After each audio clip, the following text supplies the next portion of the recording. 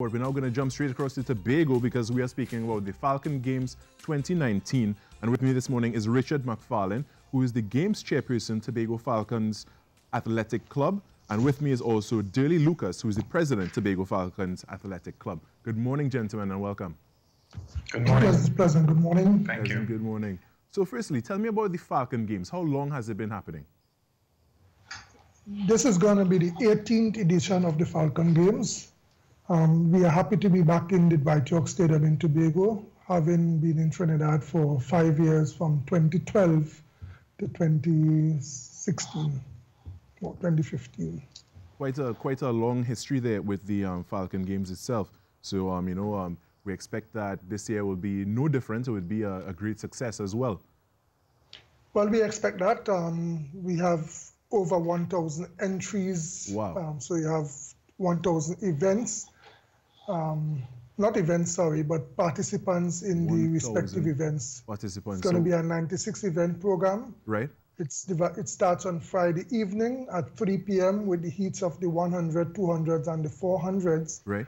The Saturday and Sunday morning, you can say it have the component of the juvenile aspect of it, where you have the multi-event for ages 11, 12, 13, and 14. Oh, so the kids can get involved as well. And we also accommodate the under 9, the under 11, and the under 13 on those mornings to enjoy fun in running.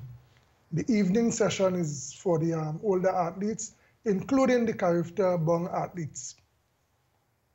That is great, and I understand you have some workshops before the events as well that focus on event presentation, track and field announcing, and photo finish. Tell us a little more about that. Well, in Tobago for track and field over the years, we have to bring in a lot of the officials, especially the timekeeping. When you take into consideration, we have primary schools, secondary schools, we have the respective zonals, and we are now having an increase in track and field meets in Tobago. It is important that we be able to supply ourselves, because a lot of the cost is taken up in bringing in personnel to operate the photo finish, to do announcing and these things. So we decided that in conjunction with the Tobago Athletic Committee and supported by the entries and THA, that we would initiate having the training so that in the future, if you want to come to a game in Tobago, you will be happy to come to the games, and if you want to officiate, then you will volunteer to officiate, and we're not necessarily dependent on you to come to be able to have officials in Tobago. All right, that is great, and I could only see that working toward the benefit of the Falcon Games for 2019 and moving forward. What can we expect on the day? Well, the first day and leading into the finale.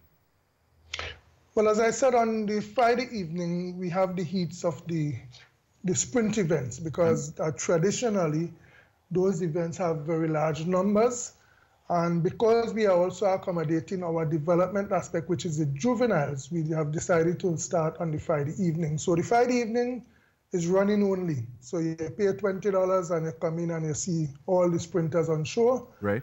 Because if you miss Friday, then you will not be seeing some on Saturday and some on Sunday. So if you want to see all the sprinters, you would need to come on Friday evening. Make sure you're there on Friday evening as well. Richard McFarlane, I want to ask, what did it take to prepare this event? A lot of hard work, but actually not that hard, because we are building on a tradition of 17 years.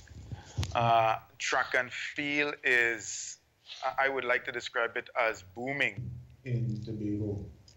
But the Falcon Games presents a very special opportunity. We expect over 1,000 participants this year, but over 50% of that number would come from outside of Tobago. So preparing for the event really required pulling together a team of hardworking, focused individuals who understand the value of what the Falcon Games offers, but also appreciates the demands of organizing an event of this magnitude. Right. Falcon Games is the single largest sporting event in Tobago in terms of participation. So it requires some significant effort, but there is a really hard-working cooperative team of people that have made it possible. The Games continues to depend on corporate and other support. There is a need for governmental support. Interestingly, the Games provides or presents a significant sport tourism opportunity for the island of Tobago. As I have looked at sporting events across Tobago, Tobago is uniquely placed with the existing events to market itself as a race destination. You know, beginning with the Great Race, the International Cycling Classic, right. Dragon Boat Racing, the Glow Run, the Zenith Mile, Zenith Relays, and then the Falcon Games in C2C Marathon. The Falcon Games is part of a varied menu of race events in Tobago. So building on the tradition is easy, but pulling together a team that understands the demands and is willing to work to make it happen is critical. Yes, definitely. And it seems like a mammoth endeavor. And you know, as you said, you have a lot of support from corporate Trinidad and Tobago, and you said there's a need for government support. Why is it, do you think, there's a lack of government support?